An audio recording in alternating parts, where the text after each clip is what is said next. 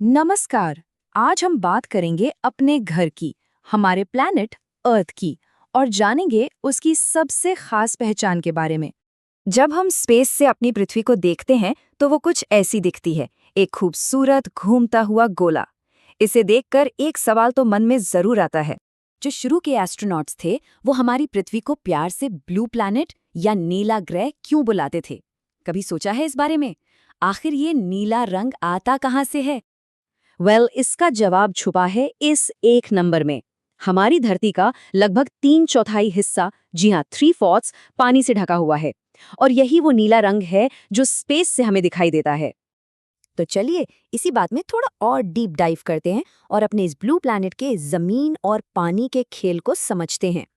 Okay, तो सबसे पहले दो बहुत जरूरी शब्द समझ लेते हैं। हमारी धरती पर जो पानी के सबसे बड़े हिस्से हैं उन्हें हम कहते हैं महासागर, यानी ओशंस। और जमीन के जो सबसे बड़े टुकड़े हैं उन्हें कहते हैं महाद्वीप, यानी कॉन्टिनेंट्स।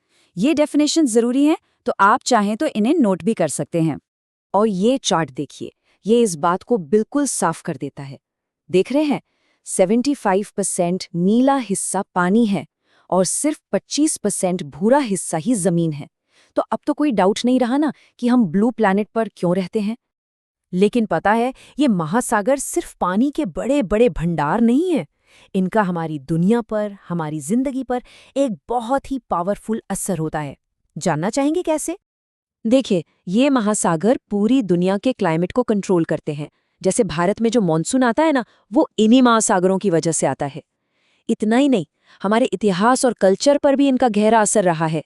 और सबसे बड़ी बात, इस धरती पर मौजूद हर जिंदा चीज, हम इंसानों को मिलाकर अपनी जिंदगी के लिए इन पर ही तो डिपेंड करती है। सच तो ये है कि समंदर की ये ताकत इतनी जबरदस्त है कि हजारों सालों से अलग अलग कल्चर्स में इसकी पूजा होती आई है, इसे सम्मान दिया जाता रहा है, और ये आज भी जारी है। ये देखिए, ये इसका एक बिल्कुल मॉडर्न एग्जाम्पल है। ये है हमारी इंडियन नेवी का प्रतीक चिन्ह, उनका एम्बलम। नीचे जो लिखा है ना, वो उनका मोटो है। चलिए इसका मतलब समझते हैं। इस मोटो को समझने के लिए हमें जानना होगा वरुण देवता के बारे में। वेदों के अनुसार वरुण देवता समंदर, आसमान और पानी के देवता माने जाते हैं। तो इंडियन नेवी का मोटो है शं नो वरुणः। इसका मतलब है, हे वरुण देवता, आप हम पर कृपा करें। इससे पता चलता है कि समंदर के लिए वो सम्मान आज भी कितना गहरा है। अच्छा, तो अब वक्त है इस नीले फैलाव को कुछ नाम देने का। चलिए दुनिया के बड़े बड़े महासागरों को पहचानते हैं। ये रहा दुनिया का नक्शा। इस पर हमारे 5 महासागर दिखाए गए हैं। चलिए एक एक करके इनके नाम जानते हैं। तो ये हैं दुनिया के 5 महासागर: प्रशांत महासागर, अटलांटिक महासागर, हिंद महासागर, दक्षिणी महासागर और आर्कटिक महासागर।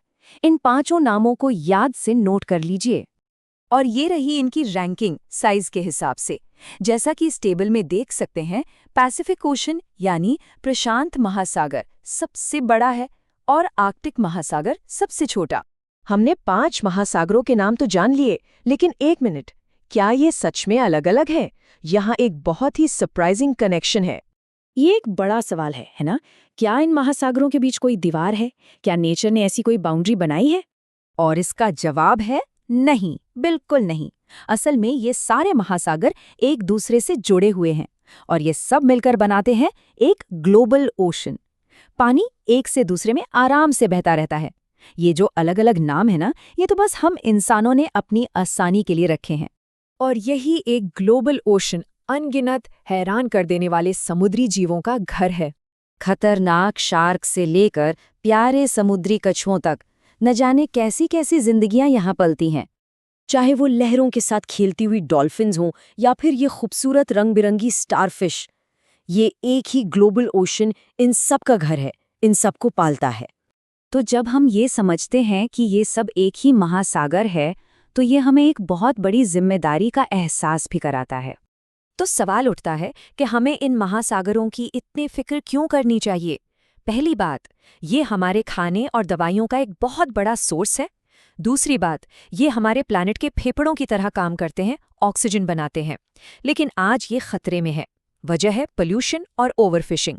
और इसी बारे में अवेयरनेस फैलाने के लिए हर साल 8 जून को वर्ल्ड ओशंस डे मनाया जाता है। तो आखिर में ये एक सवाल हम सबके लिए है, जब हम सब एक ही ग्लोबल ओशन पर डिपेंड करते हैं तो इसे बचाने के लिए वो कौन सा एक कदम है जो हम सब उठा सकते हैं? इस पर जरूर सोचिएगा।